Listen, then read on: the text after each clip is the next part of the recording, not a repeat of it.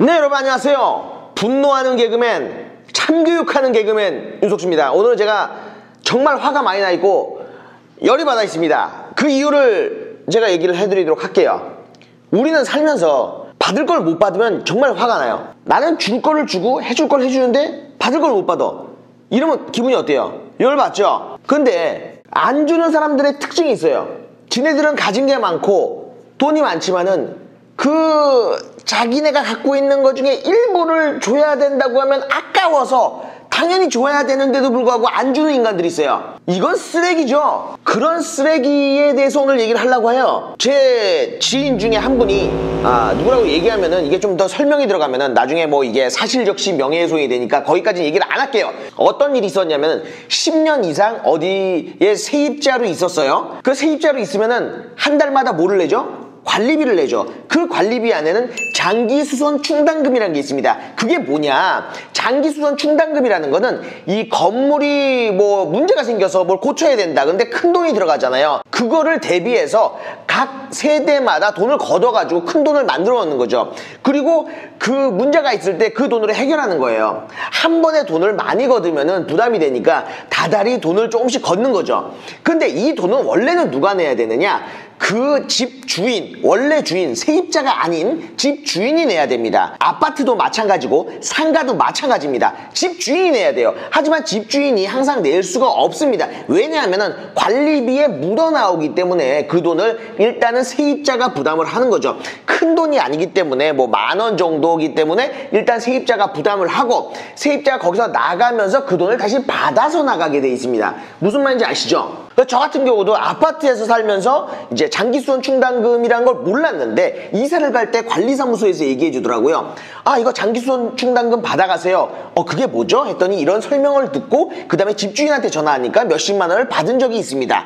네, 그런데 제 주변의 지인이 10년 이상 어디 세입자로 있었는데 나갈 때 관리사무소 가니까 이런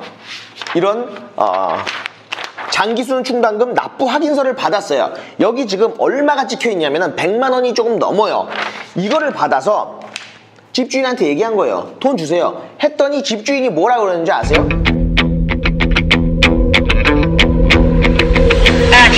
그 돈 나한테 받을 생각하지 마. 왜 당신이 거기 세입자로 있으면서 낸 거를 나보고 달라고 하느냐?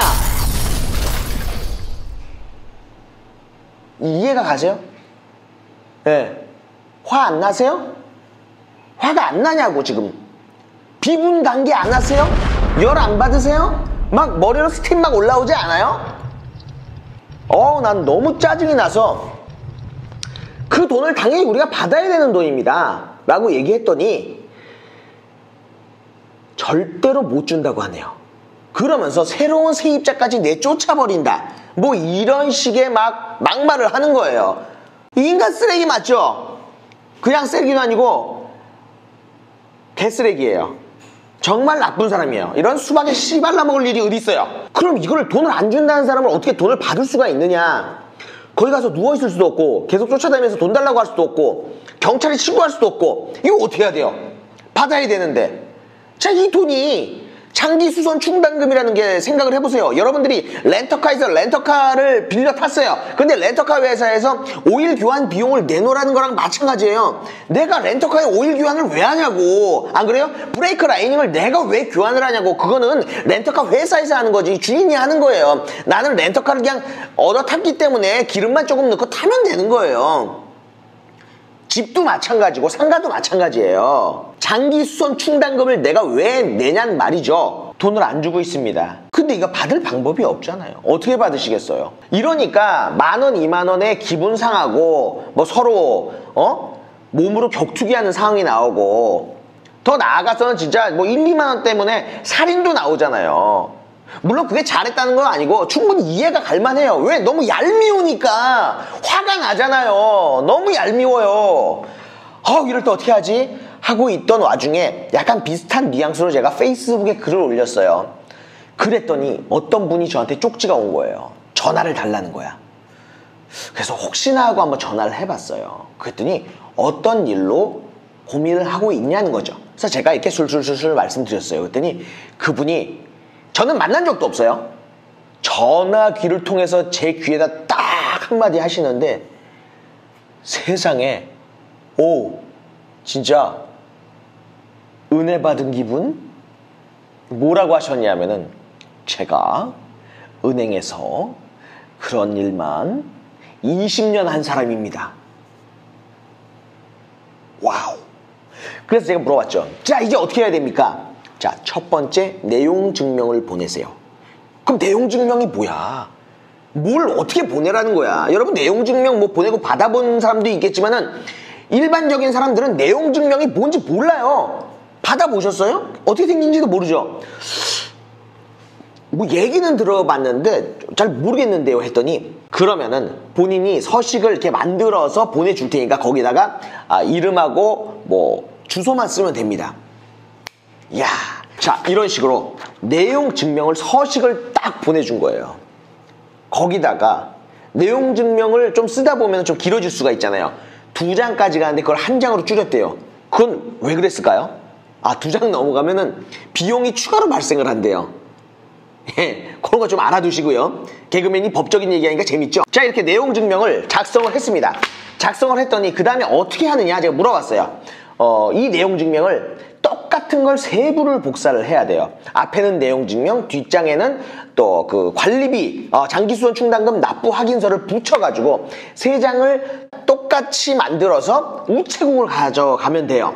그 우체국에서 도장을 찍어요. 하나, 둘, 셋 똑같은 거다. 이거 확인을 하고 도장을 찍어서 하나는 우체국에서 이제 맞고요. 또 하나는 제가 갖고 있고 또 하나는 그 사람한테 보내는 거예요.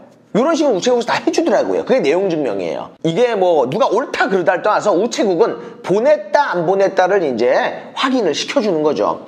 그리고 자신 있게 보내니까 뭔가 기분이 뿌듯하더라고요.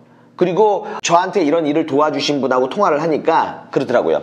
내용 증명만 보내면 보통 이런 상황은 90% 이상은 돈이 나옵니다. 그렇군요. 그리고 기다렸는데 며칠 후에 반송이 온 거예요. 아니 내가 보낸 거를 반송을 해? 갑자기 짜증이 나잖아요. 왜지? 딱 봤더니 주소가 안 맞는 거예요.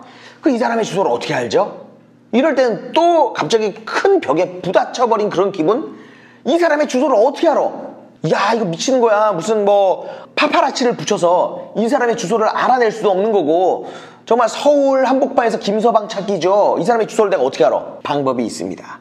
이것도 알아주시면 좋습니다. 내용 증명을 갖고 또 내용 증명을 보내는 본인과 함께 손을 잡고 저희는 이제 제주도 시골이니까 읍사무소를 갑니다. 읍사무소에 가면은 이런 내용으로 내용 증명을 보냈는데 이게 다시 반환이 됐습니다 하면은 그 사람의 초본을 띌 수 있습니다.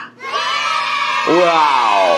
그 사람의 초본이라고 하면은 그 사람이 지금 어디에 살고 있는지가 딱 나올 거 아니에요. 그 사람 초본의 주소에 적힌 대로 내용 증명을 다시 보냈습니다. 그랬더니 우체국에서 이런 게 도착해요. 이게 뭐라고 써있냐면은 우편물 배달 증명서가 와요. 그리고 그 받은 사람의 사인까지 있고요. 그러니까 이제 내 내용 증명을 받은 거야. 자, 저는 여기서 그런 얘기를 했어요. 우리가 못 받은 돈이 100만 원이지만은 우리가 100만 원을 들여서라도 100만 원을 난 받고 싶다. 이게 100만 원이 필요해서가 아니고 기분 문제예요. 그 사람은 지금 100만 원을 주기 싫은 거예요. 그런 사람들한테 참교육시키는 방법은 단 한 가지예요. 그 사람이 해야 될 일을 시키는 거죠. 쉽게 얘기해서 담배꽁초를 누가 버렸어. 그 사람한테 참교육시키는 거는 그 담배꽁초를 다시 주워서 쓰레기통에 버리게끔 하는 거예요. 어떻게 보면 이거는 참교육도 아니에요.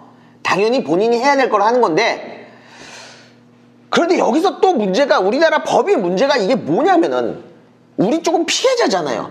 돈을 못 받고 내가 막 내용 증명 알아보러 다녀야 되고 또 뭐 우체국 가야 되고 뭐 읍사무소 가야 되고 여기에 대한 차비는 어떻게 하냐고. 피해자는 계속 피해자인 게 우리나라 대한민국이에요. 그래도 해야 될 건 해야 되기 때문에 내용 증명을 받았다는 우편물 배달 증명서를 받고 기분이 너무 좋았어요. 그리고 오늘 제가 명시한 돈을 받을 날짜가 이틀이나 지났습니다. 근데 돈이 안 들어오고 있습니다. 자, 이제 어떻게 해야 될까요? 어떻게 해야지 돈을 받을까요? 과연 여기서 그만둬야 되는 걸까요? 아니면 계속 돈을 어떤 방법을 써서라도 받아내야 되는 걸까요? 정말 이 세상에 나쁜 사람 많아요. 전화 왔습니다. 네, 여보세요? 여보세요? 네. 네, 저 윤석준님 되시죠? 네, 안녕하세요. 예, 안녕하세요. 예, 변호사 사무실이에요. 아유, 또 이렇게 변호사 사무실에서 전화를 주시니까 갑자기 마음이 따뜻해집니다. 아유, 알았어.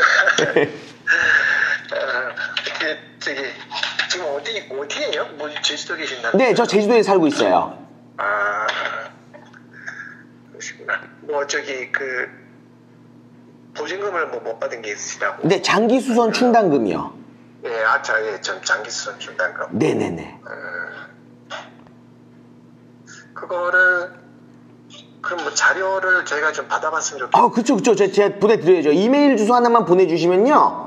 예. 제가 거기다, 아니면은 제가 이거 카톡으로 저랑 연결을 해주시면은, 예. 제가 바로 사진을 찍어서 다 보내드리도록 하겠습니다.